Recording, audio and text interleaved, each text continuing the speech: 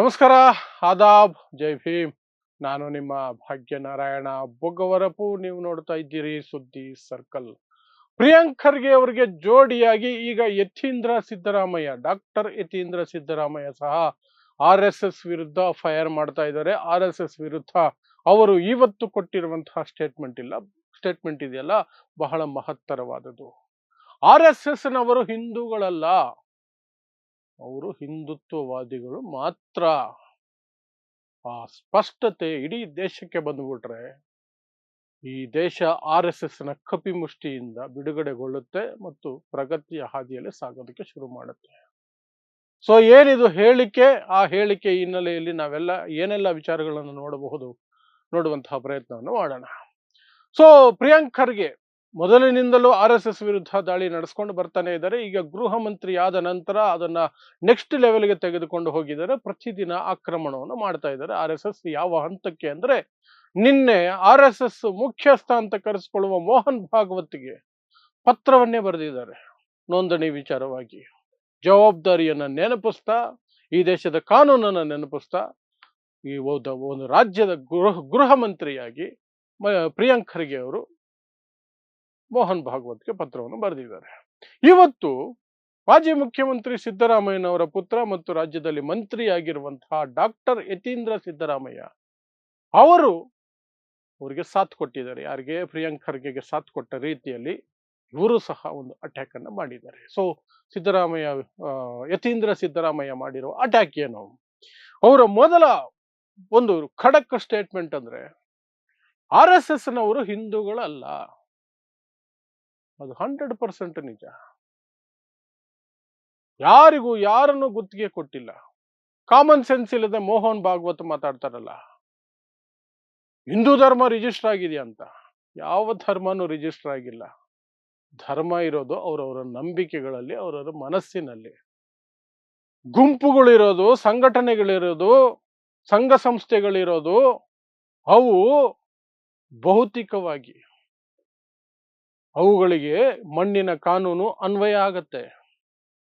ಮಣ್ಣಿನ ಕಾನೂನಿನ ಅನ್ವಯದಲ್ಲಿ ಪ್ರತಿಯೊಬ್ಬರು ಸಹ ಏನೇ ಒಂದು ಮಾಡಿದ್ರೆ ಅದನ್ನ ನೋಂದಣಿ ಮಾಡಿಸ್ಕೊಳ್ಬೇಕಾಗತ್ತೆ. ನಿಮ್ಗೆ ಧೈರ್ಯ ಇಲ್ಲ, ಕುತಂತ್ರಗಳನ್ನ ಮಾಡೋದಕ್ಕೆ ನೋಂದಣಿ ಆಗದೇ ಇದ್ರೆ ಒಳ್ಳೆಯದು. ಯಾಕೆಂದ್ರೆ ನೋಂದಣಿ ಆಗಬಿಟ್ರೆ ನಾಳೆ ಅರೆಸ್ಟ್ ಆದವನ್ನೆಲ್ಲ ಇವನು RSS ನವನು ಅಂತ ಬಂದ್ಬಿಡುತ್ತೆ. ಆ ಭಯಕ್ಕೆ ನೀವು ನೋಂದಣಿ ಮಾಡಿಸ್ಕೊಳ್ತಿಲ್ಲ ಅಂತ ಧೈರ್ಯವಾಗಿ ಒಪ್ಪಿಕೊಳ್ಳೋ ಗುಂಡಿಗೆ ತೋರಿಸಿ. ಸುಮ್ಮನೆ ದಿನಕ್ಕೊಂದು ಸಬೂಬು ಹುಡುಕ್ತಾ ಇರೋ ಅವಶ್ಯಕತೆ ಇಲ್ಲ. ಮೋಹನ್ ಭಾಗವತ್ಗೆ ಆ ಯೋಗ್ಯತೆ ಇಲ್ಲ. ಡಾಕ್ಯುಮೆಂಟ್ ತಗೊಂಡು ಬಂದು ಪ್ರೆಸೆಂಟ್ ಮಾಡಿ ರಿಜಿಸ್ಟರ್ ಮಾಡ್ಕೊಳ್ಳುವಂತ ಯೋಗ್ಯತೆ ಇಲ್ಲ. ಹಾಗಾಗಿ ಕುತಂತ್ರಗಳ ಭಾಗವಾಗಿ ಏನೇನೋ ಕಥೆಗಳನ್ನ ಕಟ್ಟೋದು, ಅದು ಹಾಗೆ, ಇದು ಹೀಗೆ, ಇದು ಹೀಗೆ. ಅಷ್ಟೆಲ್ಲ ಯಾಕೆ? ರಿಜಿಸ್ಟರ್ ಮಾಡಿ ಬಿಸಾಕಿ. ಯಾವನು ಮಾತಾಡಕ್ಕೆ ಅವಕಾಶನೇ ಇರಲ್ವಲ್ಲ. ಅದಾಗಲ್ಲ. ಸೊ ಅದರ ಬಗ್ಗೆ ಮಾತಾಡ್ತಾ, RSS ಹಿಂದೂಗಳೇ ಅಲ್ಲ RSS ನವರು, ಅವ್ರದ್ದು ಹಿಂದುತ್ವವಾದಿಗಳವರು. ಹಿಂದೂ ಮತ್ತು ಹಿಂದುತ್ವವಾದಿಗೆ ಏನು ವ್ಯತ್ಯಾಸ? ನನ್ನ ಪ್ರಕಾರ ಹಿಂದೂ ಅನ್ನುವಂಥದ್ದು ಭಾರತದಲ್ಲಿ ಶತಮಾನಗಳಿಂದ ನಡ್ಕೊಂಡು ಬರ್ತಿರುವಂತಹ ಆಚರಣೆಗಳು, ಸಂಪ್ರದಾಯಗಳು. ಅದರಲ್ಲಿ ಕೆಟ್ಟದ್ದು ಇದೆ, ಒಳ್ಳೆಯದು ಇದೆ. ಜಾತಿ ವ್ಯವಸ್ಥೆಯಂತಹ ಕ್ರೂರ, ಅನೀತಿ, ಅಸಹ್ಯಕರವಾದಂತಹ ಪದ್ಧತಿಗಳು ಅದರಲ್ಲಿ ಮಿಳಿತ ಆಗಿದ್ದಾವೆ. ಅದೊಂದು ಪದ್ಧತಿ ನಡ್ಕೊಂಡು ಬರ್ತಿದೆ. ಈ ಹಿಂದುತ್ವವಾದಿಗಳು ಯಾರು ಅಂದ್ರೆ, ಅದನ್ನ ದಾಳವಾಗಿ ಬಳಸ್ಕೊಂಡು ಆ ಮೂಲಕ ಅಧಿಕಾರ ಪಡ್ಕೊಂಡು ಹಣ ಗಳಿಸೋದಕ್ಕೆ, ಭ್ರಷ್ಟಾಚಾರ ಮಾಡೋದಕ್ಕೆ, ಈ ದೇಶವನ್ನ ವಿಭಜನೆ ಮಾಡೋದಕ್ಕೆ ಬಳಸುವಂತಹ ತಂತ್ರಗಾರಿಕೆಯನ್ನ ಹಿಂದುತ್ವವಾದ ಅಂತ ಕರಿಬಹುದು. ಹಿಂದೂ ಬೇರೆ, ಹಿಂದುತ್ವ ಬೇರೆ. ಹಿಂದುತ್ವ ಬರೀ ಸಂಘ ಪರಿವಾರದವರ ಗೂಂಡಾಗಿರಿ ಅಷ್ಟೇನೆ, ಬೇರೆ ಏನೂ ಅಲ್ಲ. ಹಿಂದೂ ಬೇರೆ. ಹಿಂದೂ ಅಂದ್ರೆ ನಿಮಗೆ ಸಂಕ್ರಾಂತಿ, ಯುಗಾದಿ, ಶಿವರಾತ್ರಿ, ಶ್ರೀರಾಮನವಮಿ, ದೀಪಾವಳಿ, ದಸರಾ ಇವು ಬರ್ತವೆ. ಹಿಂದುತ್ವ ಅಂದ್ರೆ ಏನ್ ಬರ್ತವೆ? ಮಸೀದಿ ಮುಂದೆ ಕುಣಿಬೇಕು, ಮಸೀದಿ ಮುಂದೆ ದೊಡ್ಡದಾಗಿ DJ ಹಾಕಬೇಕು, ಕೆಟ್ಟ ಕೂಗುಗಳನ್ನು ಕೂಗಬೇಕು, ಮಸೀದಿ ಕೆಳಗಡೆ ಲಿಂಗ ಹುಡುಕಬೇಕು, ಮಸೀದಿಗಳನ್ನು ಹೊಡಿಬೇಕು, ಮುಸ್ಲಿಮರನ್ನ ದ್ವೇಷ ಮಾಡಬೇಕು, ಮುಸ್ಲಿಮರ ವಿರುದ್ಧ ಹಿಂದೂಗಳನ್ನ ಎತ್ತಿ ಕಟ್ಟಬೇಕು, ಮುಸ್ಲಿಮರನ್ನ ಸೆಕೆಂಡ್ ಡಿವಿಷನ್ ವ್ಯಕ್ತಿಗಳನ್ನಾಗಿ ಮಾಡಬೇಕು, ದಲಿತರನ್ನ ಮತ್ತೆ ಅಸ್ಪೃಶ್ಯತೆಗೆ ತಳ್ಳಬೇಕು, ದಲಿತರಿಂದ ವಿದ್ಯಾಭ್ಯಾಸ ಕಿತ್ಕೊಳ್ಬೇಕು, ದಲಿತರ ಎಲ್ಲ ಹಕ್ಕು ಅನುಕೂಲಗಳನ್ನು ಸಹ ನಾಶ ಮಾಡಿ ಬಿಸಾಕಬೇಕು, ಈ ದೇಶದ ಸಂವಿಧಾನವನ್ನ ಕಿತ್ತು ಬಿಸಾಕಬೇಕು, ಬಾಬಾ ಸಾಹೇಬ್ ಅಂಬೇಡ್ಕರ್ ಕೊಟ್ಟಿರುವಂತಹ ಸಂವಿಧಾನದ ಅವಶೇಷ ಸಹ ಇಲ್ಲಿ ಉಳಿಯದಂತೆ ಹೇಳಿದಂತೆ ಮಾಡಬೇಕು ಅನ್ನೋದು ಹಿಂದುತ್ವ. ಅದೇ ಹಿಂದುತ್ವ. ಹಾಗಾಗಿ ಹಿಂದೂ ಮತ್ತು ಹಿಂದುತ್ವಕ್ಕೆ ಬಹಳ ವ್ಯತ್ಯಾಸ ಇದೆ. ಅದೇ ದೊಡ್ಡ ವ್ಯತ್ಯಾಸ. ಸೊ ಆ ಹಿನ್ನೆಲೆಯಲ್ಲಿ ಯತೀಂದ್ರ ಸಿದ್ದರಾಮಯ್ಯ ಅವರು ಹೇಳಿರುವಂತಹದ್ದು ಪರ್ಫೆಕ್ಟ್ ಆಗಿದೆ, ಪರ್ಫೆಕ್ಟ್ ಆಗಿದೆ. ಇನ್ನು ಧರ್ಮದ ಹೆಸರಿನಲ್ಲಿ ಏನ್ ಬೇಕಾದ್ರೂ ಮಾಡ್ತೇವೆ ಅನ್ನೋದು ಇಲ್ಲಿ ನಡೆಯಲ್ಲ ಅಂತ RSSಗೆ ಕಿವಿ ಮಾತು ಹೇಳಿದ್ದಾರೆ ಯತೀಂದ್ರ ಸಿದ್ದರಾಮಯ್ಯ. ಅವ್ರು ಅದೇ ಅನ್ಕೊಂಡಿರೋದು. ಮಾತೆತ್ತಿದ್ರೆ ಮೊನ್ನೆ ಉತ್ತರ ಪ್ರದೇಶದಲ್ಲಿ ಅಲ್ಲಿನ ಎನರ್ಜಿ ಮಿನಿಸ್ಟರ್, ಪವರ್ ಮಿನಿಸ್ಟರ್ಗೆ ಹಳ್ಳಿ ಜನ ಎಲ್ಲ ಬಂದು ಮುತ್ಕೊಂಡು ಕೇಳ್ತಾರೆ, ಸಾರ್ ನಮ್ಮ ಹಳ್ಳಿಯಲ್ಲಿ 18 ಗಂಟೆ ಕರೆಂಟ್ ಕಟ್ ಮಾಡ್ತಿರಲ್ಲ ಅಂತ. ಅದಕ್ಕೊಬ್ಬ ಪವರ್ ಮಿನಿಸ್ಟರ್ ಏನು ಉತ್ತರ ಕೊಡಬೇಕು? ಸರಿಪಡಿಸ್ತೀನಿ ಅಂತಲೋ ಅಥವಾ ತಪ್ಪು ಮಾಹಿತಿ ಇಲ್ಲ, ಅಷ್ಟೊಂದು ಕಟ್ ಆಗಲ್ವಲ್ಲ, ಯಾಕೆ ಕಟ್ ಆಗ್ತಿದೆ, ಎಲ್ರಿ ಇಂಜಿನಿಯರು, ಯಾರ್ರೀ ಇದು ಇನ್ಚಾರ್ಜು? ಹಾಗೂ ಏನೂ ಇಲ್ಲ. ಜೈ ಶ್ರೀರಾಮ್, ಜೈ ಶ್ರೀರಾಮ್, ಹರ ಹರ ಮಹಾದೇವ್ ಅಂದ್ಬಿಟ್ಟ. ಈ ಜನನು ಜೈ ಶ್ರೀರಾಮ್, ಜೈ ಶ್ರೀರಾಮ್, ಹರ ಹರ ಮಹಾದೇವ್ ಅನ್ನೋಷ್ಟೊತ್ತಿಗೆ ಕಾರ್ ಹತ್ಕೊಂಡು ಹೋಗೇ ಬಿಟ್ಟ. ಸೊ ಧರ್ಮನ ಇಟ್ಕೊಂಡು ಏನು ಬೇಕಾದ್ರೂ ಮಾಡಬಹುದು ಅನ್ನೋದು ಇವರು ಲೆಕ್ಕಾಚಾರ. ಅದೇ RSS ಅಂತ. ಸಾಂಸ್ಕೃತಿಕ ಸಂಘಟನೆ ಅಲ್ಲ RSS.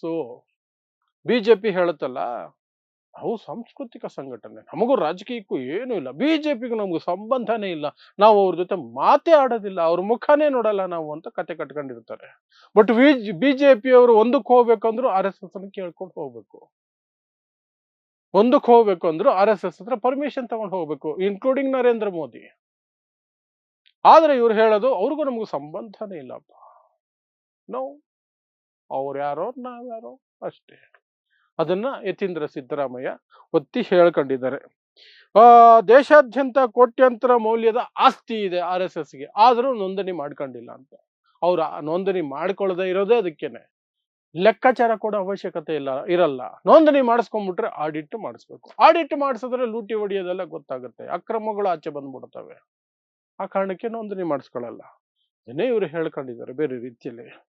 ವ್ಯವಹಾರಗಳ ಪರಿಶೀಲನೆ ನಡೆಯಬೇಕಾದ್ರೆ ನೋಂದಣಿ ಆಗಬೇಕು. ಹೌದು, ನೋಂದಣಿ ಆಗಬೇಕು, ಮಣ್ಣಿನ ಕಾನೂನು ಅದು. ಅದನ್ನ ನಾವು ಪಾಲಿಸಲ್ಲ ಅಂತಾರೆ RSS ಅವರು. ಯಾಕೆಂದ್ರೆ ಈ ದೇಶದ ಸಂವಿಧಾನನ ಒಪ್ಪಲ್ಲ, ಈ ದೇಶದ ಸಂವಿಧಾನ ಒಪ್ಪಲ್ಲ, ಧ್ವಜ ಒಪ್ಪಲ್ಲ, ರಾಷ್ಟ್ರಗೀತೆ ಒಪ್ಪಲ್ಲ, ಯಾವುದೂ ಒಪ್ಪಲ್ಲ. ಅವರು ಎಲ್ಲ ಅವ್ರ ಅಪ್ಪನ ಮನೆಯದೇ ಸರಿ ಹೋಗ್ಬೇಕಿಲ್ಲಿ. ಅವ್ರ ಅಪ್ಪನ ಮನೆಯದೆಲ್ಲ ತಂದು ನಮ್ಮ ತಲೆ ಮೇಲೆ ಸುರಿಬೇಕು, ಮತ್ತೆ ಇಲ್ಲಿ ಒಂದು ಜಾತಿ ವ್ಯವಸ್ಥೆ, ಅಸ್ಪೃಶ್ಯತೆ ಎಲ್ಲ ಜಾರಿಗೆ ಬರಬೇಕು, ಮುಸ್ಲಿಮರನ್ನ ಸೆಕೆಂಡ್ ಡಿವಿಷನ್ ವ್ಯಕ್ತಿಗಳನ್ನಾಗಿ ಮಾಡ್ಬೇಕು, ಪ್ರಜೆಗಳನ್ನಾಗಿ ಮಾಡಬೇಕು. ಅದೇ ಇವರಿಗೆ ಬೇಕಾಗಿರೋದು. ಅವ್ರ ಉದ್ದೇಶ ಇರ್ಬೇಕಾದ್ರೆ ಅವರೆಲ್ಲಿ ನೋಂದಣಿ ಮಾಡಿಸ್ಕೊಳ್ಳಲ್ಲ. ದೇಶದ ಕಾನೂನಿಗಿಂತ ಯಾವ ಸಂಘಟನೆಯೂ ದೊಡ್ಡದಲ್ಲ. ಗೃಹ ಸಚಿವರು RSS ನೋಂದಣಿಗೆ ಒತ್ತಾಯಿಸಿರುವುದು ಸರಿಯಾಗಿದೆ ಅಂತ ಯತೀಂದ್ರ ಸಿದ್ದರಾಮಯ್ಯ ಹೇಳಿದ್ದಾರೆ. ಹೌದು, ಕಾನೂನಿಗಿಂತ ಯಾರು ದೊಡ್ಡವರಲ್ಲ. ಬಟ್ ಅದನ್ನು ಹೇಳೋದು ಯಾರು? ಹೇಳಬೇಕಾದವರೇ ಅದೇ RSS ಗುಲಾಮಗಿರಿಯವರೇ ತಾನೇ ಇರೋದು ಮೇಲೆ. RSS ಅಪ್ಪಣೆ ಪಡ್ಕೊಂಡು ಬಂದು ಕೂತ್ಕೊಳ್ಳೋ ವ್ಯಕ್ತಿಗಳಿಂದ RSS ಮೇಲೆ ಕ್ರಮ ಕೈಗೊಳ್ಳಿ ಅಂದ್ರೆ ಹೇಗಾಗುತ್ತೆ? ಅದು ಕಾಂಗ್ರೆಸ್ ಆದ್ರೂ ಸರಿನೇ. ಕಾಂಗ್ರೆಸ್ ಡಬಲ್ ಗೇಮ್ ಮಾಡ್ಕೊಂಡಿರುತ್ತೆ RSS ವಿಚಾರವಾಗಿ. ಇಲ್ಲದೆ ಹೋಗಿದ್ರೆ 60-65 ವರ್ಷ ಆಡಳಿತ ನಡೆಸಿರುವಂತಹ ಕಾಂಗ್ರೆಸ್ಗೆ ಈ ದೇಶದಲ್ಲಿ RSS ಅನ್ನುವಂತಹ ಒಂದು ಗುಂಪನ್ನ ಒಂದು ಸಕ್ರಮ ಮಾಡಬಹುದಾಗಿತ್ತು, ಅಥವಾ ಅಕ್ರಮ ಅನ್ನೋದೇ ಆದ್ರೆ ಅಳಿಸಿ ಬಿಸಾಕ್ಬೋದಾಗಿತ್ತು. ಆಗಿಲ್ಲ. ಯಾಕಂದ್ರೆ ಕಾಂಗ್ರೆಸ್ನವರು ಒಳಗೊಳಗೆ ಸಾಕಷ್ಟು ಜನ ಇದ್ದಾರೆ RSSಗೆ ಗುಲಾಮಗಿರಿ ಮಾಡುವ, ಅಲ್ಲೋಗಿ ನಮ್ಮ ಎಂಥದ್ದು ಕಾಲಿಗೆ ಬಿದ್ದು ಬರುವಂತಹವರು ಸಾಕಷ್ಟು ಜನ ಇದ್ದಾರೆ. ಹಾಗಾಗಿ ಆಗಲ್ಲ. ಸೊ ಯತೀಂದ್ರ ಸಿದ್ದರಾಮಯ್ಯ RSSನ ಬಿಜೆಪಿನ ಇಷ್ಟು ಬೈಬೇಕಾದ್ರೆ, ಪ್ರಿಯಾಂಕ್ ಖರ್ಗೆ ಅವರು ಇಷ್ಟೆಲ್ಲ ಬೈಬೇಕಾದ್ರೆ, ತಮ್ಮ ಜೊತೆಯಲ್ಲೇ ಹಿಂದ್ಗಡೆ ಮುಂದ್ಗಡೆ ಓಡಾಡ್ಕೊಂಡಿರೋ ಕಾಂಗ್ರೆಸ್ನ ಸುಪ್ತ ಸಂಘಿಗಳ ಬಗ್ಗೆನೂ ಗಮನ ಇಟ್ಕೊಂಡು ನೋಡಬೇಕು. ಸುಮ್ನೆ RSS ಬಿಜೆಪಿ ಅನ್ಕೊಂಡಿದ್ರೆ ಆಗಲ್ಲ. ನಿಮ್ಮಲ್ಲಿರುವ RSS ಬಿಜೆಪಿನ ಮೊದ್ದು ಹೊರಗಾಕಿ, ಫಸ್ಟ್ ಅವರನ್ನು ಹೊದ್ದು ಪಕ್ಷದಿಂದ ಹೊರಗಾಕಿ, ಆ ನಂತರ ನೋಡೋಣ ಅನ್ನೋ ಮಟ್ಟಕ್ಕೆ ಈಗ ಪರಿಸ್ಥಿತಿ ನಿರ್ಮಾಣ ಆಗ್ತಿದೆ. ಎನಿಹೌ, ಯತೀಂದ್ರ ಸಿದ್ದರಾಮಯ್ಯ ಈ ಎಲ್ಲ ವಿಚಾರಗಳನ್ನು ಎತ್ತಿದ್ದಾರೆ. ಜೊತೆಗೆ ಕೊನೆಯಲ್ಲಿ ಗೃಹ ಸಚಿವರು ಕೇಳಿರೋದು ಸರಿಯಾಗಿದೆ, ಅಬ್ಸಲ್ಯೂಟ್ಲಿ ಫೈನ್, ಕರೆಕ್ಟ್ ಆಗಿದೆ ಅಂತ ಗೃಹ ಸಚಿವರಿಗೆ ಸಾಥ್ ಕೊಟ್ಟಿದ್ದಾರೆ. ಸೊ ಇದೊಂದು ರೀತಿ ಹೊಸದಾಗಿ ಇನ್ನೊಂದು ಸುತ್ತಿನ ಅಥವಾ ಇನ್ನೊಂದು ಹೊಸ ಒಂದು ಕೂಗು RSS ವಿರುದ್ಧ ಗಟ್ಟಿಯಾಗ್ತಾ ಇದೆ. ಈ ಯತೀಂದ್ರ ಅವರು ಇದನ್ನ ಕಂಟಿನ್ಯೂ ಮಾಡ್ಕೊಂಡು ಹೋಗ್ತಾರ, ಅಥವಾ ಈ ಸಂದರ್ಭಕ್ಕೆ ಏನು ತಮ್ಮ ಸರ್ಕಾರದ ಗೃಹ ಸಚಿವರು ಮಾತಾಡ್ತಿದಾರಲ್ಲ ಅದಕ್ಕೆ ಸಂಬಂಧಪಟ್ಟ ಹಾಗೆ ಮಾತ್ರ ಇವರೀಗ ಮಾತಾಡಿ ಸುಮ್ಮನಾಗ್ತಾರ ಗೊತ್ತಿಲ್ಲ. ಬಟ್ ಎನಿಹೌ, ಒಂದೊಂದೇ ಧ್ವನಿಗಳು ಮೇಲೆ ಬರ್ತಾನೆ ಇಂತಹ ದುಷ್ಟ ಶಕ್ತಿಗಳನ್ನ ನಾವು ಕಟ್ಟಿ ಹಾಕೋದಕ್ಕೆ ಸಾಧ್ಯ ಆಗತ್ತೆ. ಅದು ಆದಷ್ಟು ಬೇಗ ಆಗ್ಲಿ. ಮತ್ತು ಇವರು ಮಾತೆತ್ತಿದ್ರೆ ಇವರು ಯತೀಂದ್ರ ಸಿದ್ದರಾಮಯ್ಯ ಹೇಳಿದಾರಲ್ಲ, ಸಂಘಟನೆ ಅಲ್ಲ RSS, ಅದೊಂದು ಗುಂಪದು. ನೋಂದಣಿ ಆದರೆ ಸಂಘಟನೆ ಆಗತ್ತೆ. ನೋಂದಣಿ ಆಗೋವರೆಗೂ ಸಂಘಟನೆ ಅಂತ ಕರೆಯೋದ್ರಲ್ಲಿ ಅರ್ಥನೇ ಇಲ್ಲ. ಅದೊಂದು ಗುಂಪು. ಆ ಗುಂಪು ಏನೇನು ಮಾಡಬಹುದು ಅನ್ನೋದಕ್ಕೆ ಬಾಬರಿ ಮಸೀದಿ ಒಂದು ಸ್ಪಷ್ಟ ಉದಾಹರಣೆ. ಈ ದೇಶದಲ್ಲಿ ಆ ಗುಂಪು ಏನ್ ಮಾಡ್ಕೊಂಡು ಬಂದಿದೆ ಅನ್ನೋದಕ್ಕೆ ಒಂದೇ ವರ್ಡ್ ಅಲ್ಲಿ ಹೇಳ್ಬೇಕು ಅಂದ್ರೆ ಬಾಬರಿ. ಮುಗೀತು. ಇಡೀ ಅವರ 100 ವರ್ಷ ಅಂತ ಏನು ಹೇಳ್ಕೊಂಡು ಬಡಾಯಿ ಕೊಚ್ಕೊಂಡು ಬರ್ತಾರೆ, 3 ಬಾರಿ ಬ್ಯಾನ್ ಆಗಿರೋರು, ಅವ್ರು ಏನ್ ಮಾಡ್ಕೊಂಡು ಬಂದ್ರು 100 ವರ್ಷದಲ್ಲಿ ಅಂದ್ರೆ ಒಂದೇ ಪದ, ಬಾಬರಿ. ಅಲ್ಲೇನ್ ಮಾಡಿದ್ರು ಅದನ್ನೇ ಇವ್ರು 100 ವರ್ಷ ಮಾಡ್ಕೊಂಡು ಬಂದ್ರು. ಇನ್ನೇನಿಲ್ಲ. ಸುಪ್ರೀಂ ಕೋರ್ಟ್ಗೂ ಸುಳ್ಳು ಹೇಳಿ ಕೆಡವೋ ಕಾರ್ಯಕ್ರಮ. ಅದನ್ನು ಮಸೀದಿ ಆಗಿರ್ಲಿ, ದೇಶ ಆಗಿರ್ಲಿ, ಸಮಾಜ ಆಗಿರ್ಲಿ, ಏನೋ ಒಂದು ಕೆಡವ್ತಾನೆ ಇರ್ತಾರೆ ದಿನ ಬೆಳಗಾದ್ರೆ. ಅದೇ RSS ಅಷ್ಟೇ. ಸೊ ಇಂತಹದ್ದೇ ವಿಶೇಷ ಸುದ್ದಿಗಳಿಗಾಗಿ ನೋಡ್ತಾ ಇದ್ದೀವಿ ಸುದ್ದಿ ಸರ್ಕಲ್. ನಾನು ನಿಮ್ಮ ಭಾಗ್ಯನಾರಾಯಣ ಬೊಗವರಪು.